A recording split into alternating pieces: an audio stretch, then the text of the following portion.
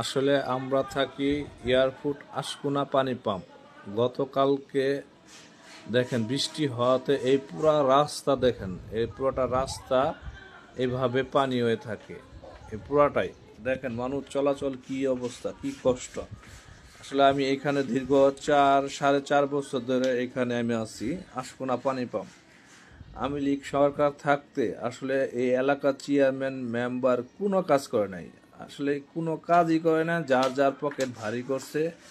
এই অবস্থা আশকোনাদের এলাকাবাসীদের যে এত দুর্ভোগ, এত কষ্ট যা বলার বাইরে। দেখেন কি পরিমাণে কষ্ট, এই পুরাটাই পানি, একবারে পানি। এখানে চলাফেরা করা খুবই কষ্ট, একটুখানি বৃষ্টি হলে পানি বইলে এই অবস্থা হয়। মানে এই দেশে এই জায়গা সিটি কর্পোরেশনের লোক বা এই সরকারি লোক কোনো নেই, মাথা ব্যথা নাই। এভাবে পানি এইভাবেই কোনো মাথা ব্যথা নেই। আসসালামু আলাইকুম, ভালো থাকেন।